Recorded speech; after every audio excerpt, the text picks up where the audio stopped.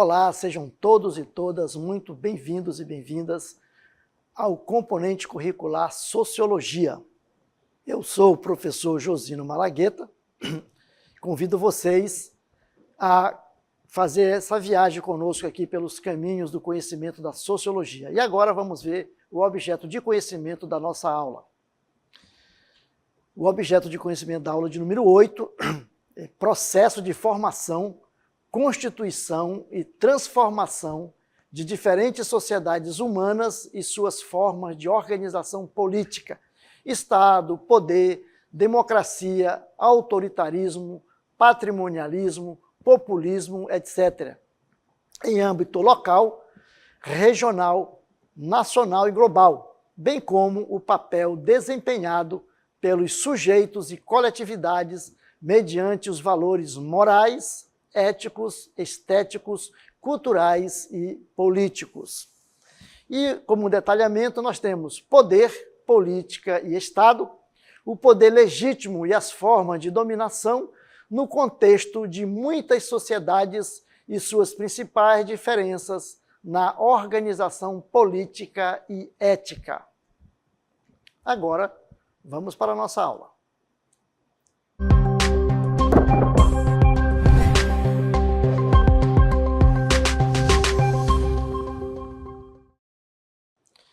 Muito bem, temos aí poder, política, Estado. Será que tudo é a mesma coisa? Muitas vezes a gente trata como sendo a mesma coisa, não é isso? Mas agora nessa aula a gente vai ver detalhadamente cada um deles, o significado de cada um. Vamos lá?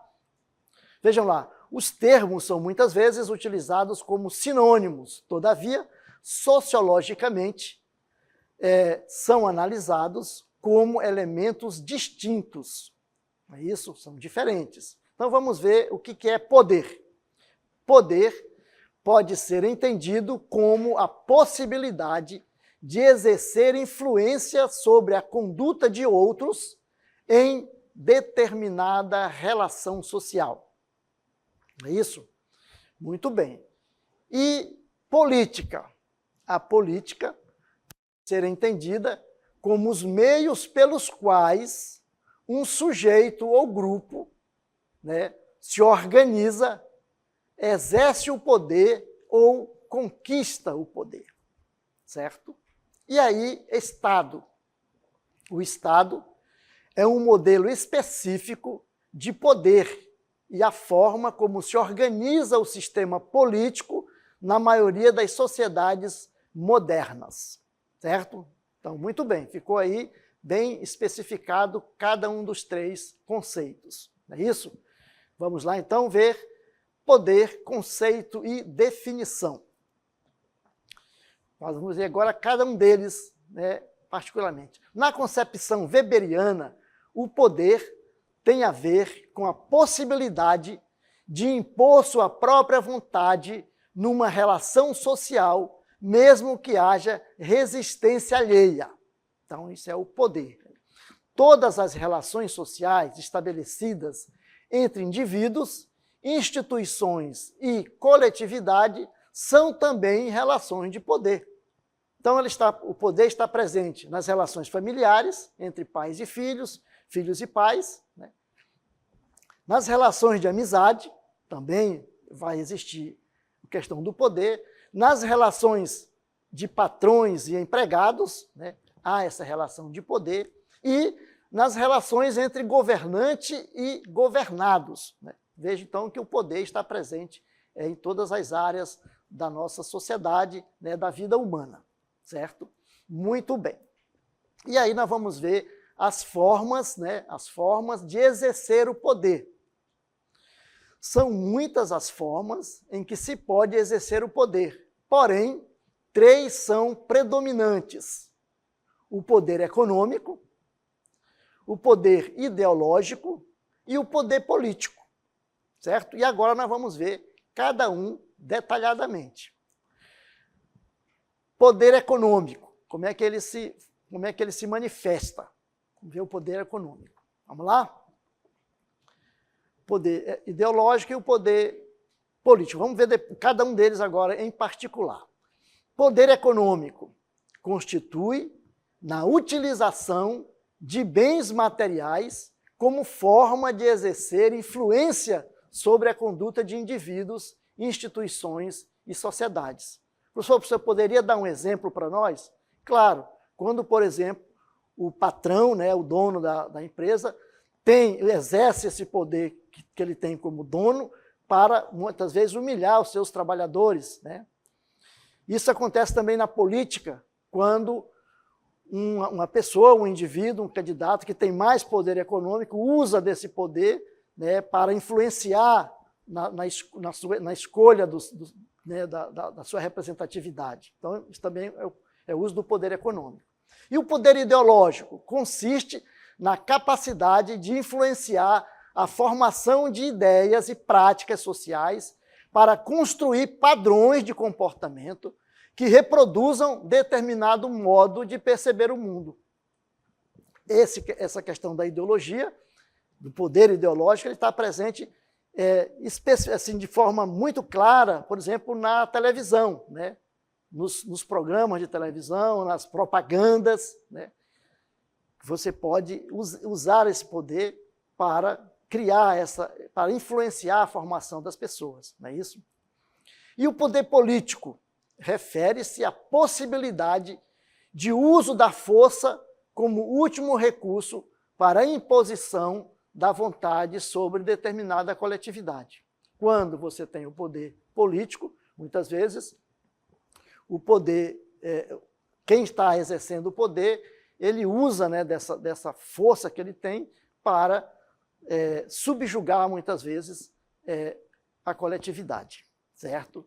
Muito bem. E aí nós vamos trabalhar um conceito interessante, que é o conceito de monopólio legítimo do poder. O monopólio legítimo do poder, né, o monopólio legítimo desses instrumentos, né, que nós vimos aí, segundo Norberto Bobbio, que é um pensador, um sociólogo, diz o seguinte: constitui o poder político, ou seja, o consenso social de que aquele que detém o poder político pode fazer valer sua vontade sobre a coletividade em determinadas condições sociais e históricas pré-estabelecidas. Vejam, dar um exemplo aqui. Há um grupo de pessoas que sem teto, que ocupam um espaço numa cidade, por exemplo. O governo, né, aquele que tem o poder político, entra na justiça e faz com que a justiça desaproprie. Então, a justiça manda a polícia, né, e vai lá, então, desapropria, tira as pessoas daquele lugar. Ele está exercendo desse poder, porque foi um poder que ele se acha legítimo, né? É um poder dentro da questão do monopólio do poder. Então, vamos ver, continuando aí essa nossa explicação. O poder legítimo e as forças de dominação. As formas de exercer o poder podem ser legítimas ou não, né? De acordo com Max Weber, que é um teórico da sociologia, um dos clássicos, elas são legítimas quando a influência exercida é aceita por aqueles que se submetem à vontade do outro. Ela é legítima. E não são legítimas ou ilegítima quando pressupõem apenas o uso da força para a imposição da vontade, como é o caso das ditaduras, né? Então, ele não tem esse poder, então ele é ilegítimo. Max Weber chama o exercício legítimo do poder de dominação. E aí, nós vamos ver alguns tipos de dominação. Vamos lá? O que ele chama de dominação legítima, né? O que é dominação legítima? A sociologia weberiana classifica 3 tipos de dominação legítima. Ele chama de que é a tradicional, a carismática e a racional legal. Então vamos ver o que é a dominação tradicional. Consiste na crença em instituições e regras transmitidas de geração em geração, conduzidas por um indivíduo ou grupo de pessoas que se baseiam nos costumes para exercer a dominação. Então, a legitimidade dessa dominação são os costumes, né? Exemplo de de uma dominação tradicional. As relações feudais, né, que aconteceram aí na Idade Média. Outro exemplo, patriarcalismo, né, o poder do pai, né, sobre a família, né, patriarcal.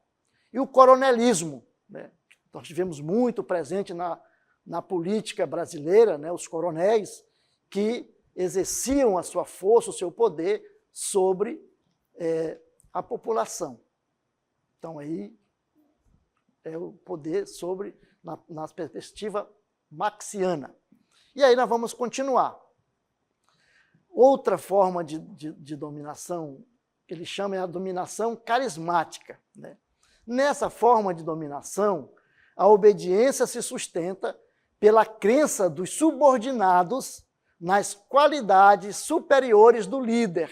Isto é, acredita-se que há qualidades excepcionais em determinado indivíduo, algo que o torna superior aos outros e lhe permite exercer liderança ou controle sobre eles.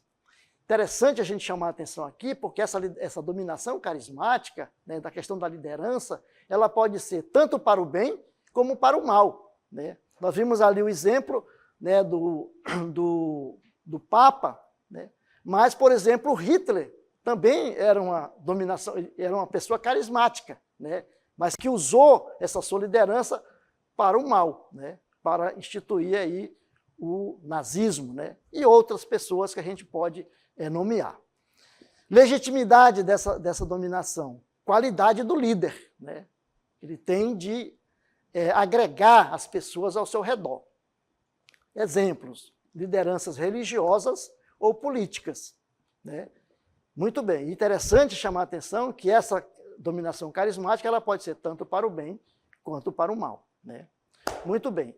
E mais uma dominação legítima, aí na visão de Max Weber, que é a chamada dominação racional legal.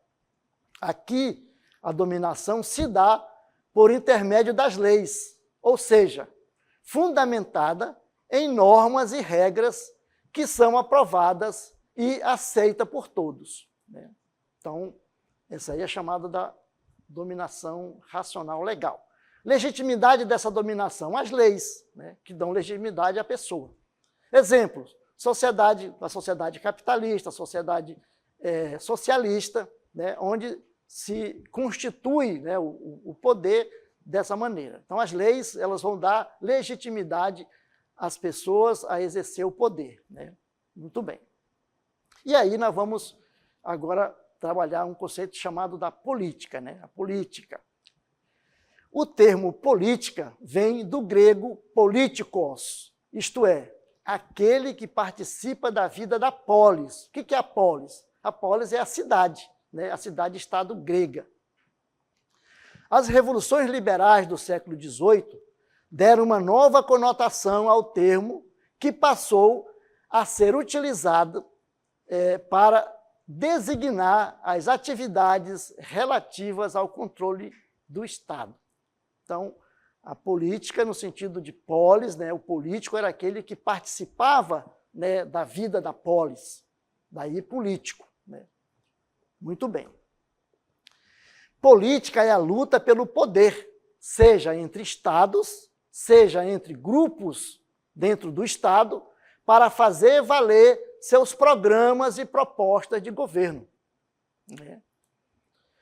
Podemos dizer que a política é poder e poder estão diretamente relacionados, pois o poder é recurso inerente para o exercício da política.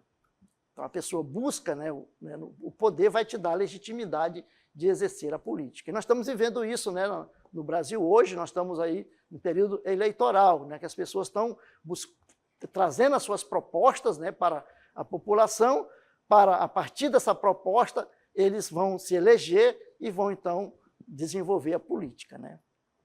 Estado e conceito e definição. O que é Estado? Estado é o ente administrativo e normativo, é o ente jurídico de determinado território. Segundo Bobbio, Estado é uma organização social complexa caracterizada pela centralização do poder, fundamentada na afirmação do princípio da territorialidade, da obrigação política e sobre a progressiva aquisição da impessoalidade do comando político. Então, é o Estado. O Estado é formado por 3 elementos básicos: território, população e governo. Né? Muito bem. Vamos, então, continuando, fazendo essa reflexão. Veja, o Estado ele não pode se confundir com o governo. Né? No momento que o governo confunde-se com o Estado, nós temos aí uma ditadura. Né? Então, o Estado é uma coisa, o governo é outra. O governo ele vai administrar o Estado. Em nome de quem? Em nome da população, em nome da nação. Não é isso? Muito bem. Forma de organização do Estado moderno, monarquia e república. Temos aí 2 formas de organização do Estado. O Estado é administrado por um governo. Né? A forma de governo é o meio pelo qual é instituída a relação entre governantes e governados. As formas básicas de governo são a monarquia e a república. Né? Então, as formas de governo nós temos 2 aí. O governo pode ser exercido sob 2 regimes. Vejam lá. O governo pode ser exercido sob 2 regimes. A democracia ou a ditadura. Né? E aí nós vamos entender o que é a democracia, o que é a democracia, o que é a ditadura. A democracia é quando há participação, né, do povo, da população, né, e há essa troca, né, de governo. A ditadura, quando há o autoritarismo, né, do Estado sobre a população. E aí nós vamos ver sistema de governo. Sistema de governo. Nós temos 2 tipos de sistema de governo: o presidencialismo e o parlamentarismo. Então, o que é o presidencialismo? O presidencialismo, o governo ele é exercido por um presidente, que costuma ser eleito direta ou indiretamente para um mandato determinado, que no Brasil são 4 anos. Em outros países são 5. Né? Então, o governo se elege, né? E aí, no caso, como presidente, né, ele vai, então, presidir o país, juntamente com o Congresso Nacional. E o parlamentarismo. O que é o parlamentarismo? Né? Como é que vamos ver, então? O parlamentarismo ele é uma forma de integração entre o executivo e o legislativo, fundada na distinção entre chefe de Estado, que é o monarca ou o presidente, e chefe de governo, que é o chanceler ou o primeiro-ministro. O governo ele é exercido pelo parlamento, por meio do gabinete formado pelo primeiro-ministro e demais ministros. O primeiro-ministro ele é eleito para exercer a função de chefe de governo e depende da maioria parlamentar para governar. Vejam lá, nós temos aqui, né, um quadro que vai mostrar. Ali nós temos um monarca, mas pode ser um presidente. Né? E aí, o presidente ou o monarca é chefe de Estado. O primeiro-ministro é chefe de governo. O primeiro-ministro governa. Governa junto com quem? Com o gabinete, né, que é o gabinete chamado, que é escolhido pelo primeiro-ministro, forma o gabinete. E o parlamento, que é eleito pelo povo. Então, o parlamento vai eleger a partir os parlamentares vão eleger o primeiro-ministro. Pode ser eleito pelo parlamento, mas pode ser indicado pelo presidente ou pelo monarca. Né? E depois ele é chancelado pelo parlamento. Diferentemente do presidencialismo, que o presidente governa e ele governa pelos 4 ou 5 anos e ele só cai se houver um impeachment. Né? No caso do parlamentarismo, o governo pode cair a qualquer momento, desde que ele não tenha sustentabilidade política. Então, no parlamentarismo, há essa troca de governo com mais facilidade do que no presidencialismo. Como é que então, como é que a população pode participar? Então, nós vamos ver agora a questão da participação política. A população participa através de quê? Dos partidos e sistemas eleitorais. Nós podemos participar da ação política, né? População. Vamos lá, então. A população de um determinado país participa politicamente através da filiação em um partido político ou votando, né? Isto é, na escolha de seus representantes políticos. Você pode, então, participar como cidadão, se filiar a um partido e se colocar à sua disposição para ser eleito, né? Para trazer para trabalhar em nome da população. Mas você pode participar também nos movimentos, né, nos movimentos sociais, na sociedade civil, certo? Muito bem. Então, o que são partidos políticos? Os partidos políticos são organizações alicerçadas em uniões voluntárias orientadas para influenciar ou conquistar o poder do Estado. Então, todo partido ele busca conquistar o poder, né? Não existe essa de você não querer conquistar o poder. Todos querem conquistar o poder. Para quê?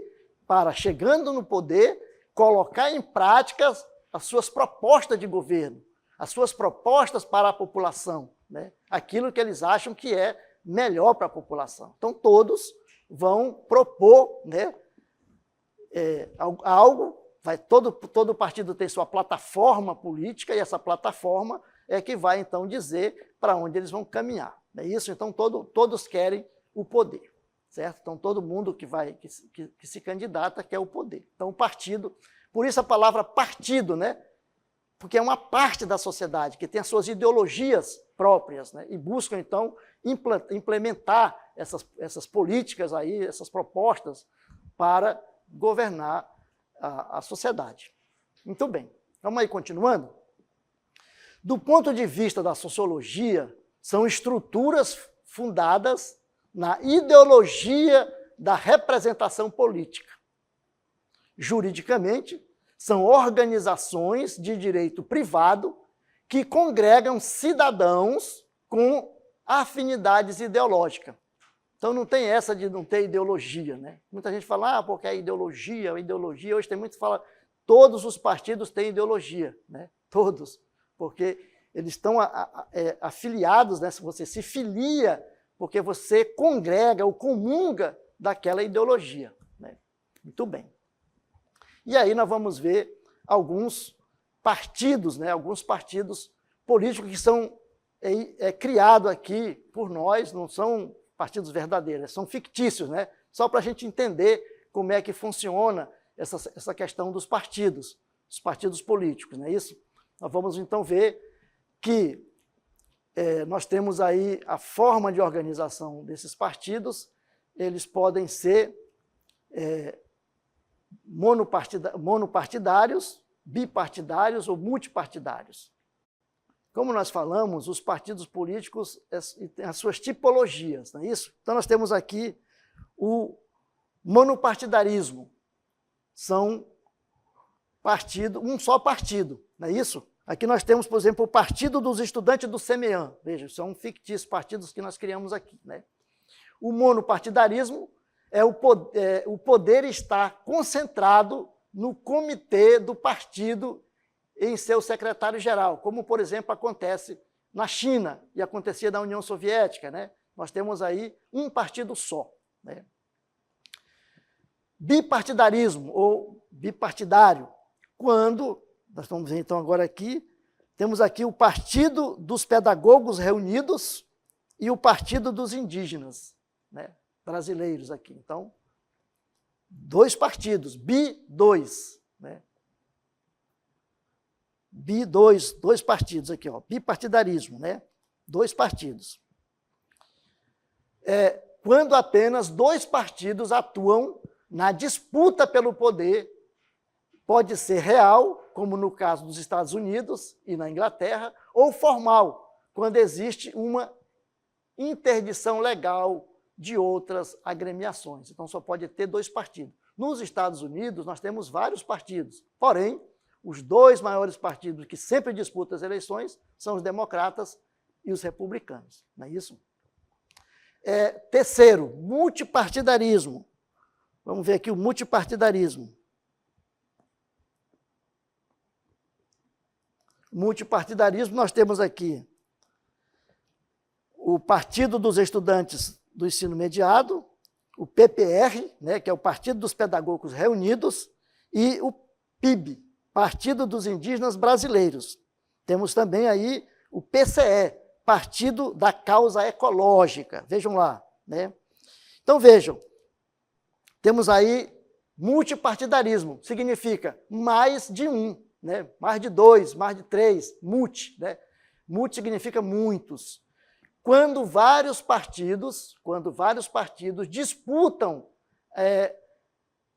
quando vários partidos disputam as esferas governamentais, como ocorre e vem ocorrendo no Brasil, depois da redemocratização. No Brasil, nós temos aí uma quantidade muito grande de partidos políticos, né? Acho que é o país que tem uma maior quantidade de partidos e tem representatividade, porque, como nós falamos, nos Estados Unidos, por exemplo, tem muitos partidos, mas a representatividade está apenas em 2. Na Inglaterra também, né? Os conservadores e os trabalhistas, não é isso? Aqui no Brasil nós temos vários partidos e que todos eles têm representatividade, a grande maioria tem representatividade, certo? Muito bem. E agora nós vamos ver as formas históricas do Estado moderno, tá bom? Vamos lá, então. O Estado moderno, ou o Estado-nação, representa um modo de organização do poder que surgiu na Europa como meio de superação do regime feudal, não é isso? Muito bem. Então, agora nós vamos ver as formas, né, as formas históricas do Estado moderno. Então, vejam lá. Nós temos aqui o Estado absolutista, nós vamos ver a economia do Estado absolutista. O mercantilismo, controle absoluto da economia. Então, o Estado controlava a economia. Na política, centralização do Estado pelo monarca, não é isso? E a sociedade, conflitos entre a burguesia nascente e o antigo regime, chegou ao fim pelas revoluções francesa e Revolução Industrial, certo? E aí nós vemos aqui para o Estado liberal, capitalismo comercial na economia, laissez-faire, laissez-passer, né? Na política, separação entre o público e o privado, soberania popular, Estado mínimo, garantia dos direitos individuais. E, na sociedade, conflito entre as classes trabalhadoras e os capitalistas chegou ao fim com o término da Primeira Guerra Mundial. E o Estado neofascista ou nazifascista, economia de mercado, autoritariamente regulada pelo Estado. Na política, projeto de poder autoritário, expansionista, ideologia de direita, exaltação da tradição. Na sociedade, redução dos direitos civis e políticos, evento que marca seu fim é a Segunda Guerra Mundial, certo? Estado socialista, economia planificada pelo Estado comunista. Na política, projeto de participação da classe trabalhadora, ideologia de esquerda. Sociedade, corrida armamentista, atraso tecnológico na indústria e no campo, e evento que marca seu fim, a queda do Muro de Berlim. Aí nós vamos aqui para o Estado de bem-estar social, economia democraticamente regulada pelo Estado, na política, projeto social-democrática, investimento e distribuição de renda a serviço da garantia de direitos e o bem-estar da população, não é isso? E na sociedade, ampliação dos direitos civis e do consumo de bens, evento que marca seu enfraquecimento, o choque do petróleo de 1973. Crise fiscal também. E aí nós temos o último Estado neoliberal, a economia de mercado com progressiva exclusão, né, do Estado chamado Estado mínimo. na política, retorno das teorias liberais, desregulamentação dos direitos trabalhistas, não é isso? A gente tem sofrido isso até agora. E na sociedade, redução dos direitos trabalhistas, baixo investimento na área social, consumidores versus cidadãos, evento que marca seu enfraquecimento, crises econômicas sistêmicas de 1995, 1998, 2000, 2008 e 2011. Muito bem, gente, a gente fica por aqui, esperamos ter contribuído, né, para a nossa do entendimento aí, né, dessa questão da política, né, desses conceitos que nós trabalhamos hoje, tá bom?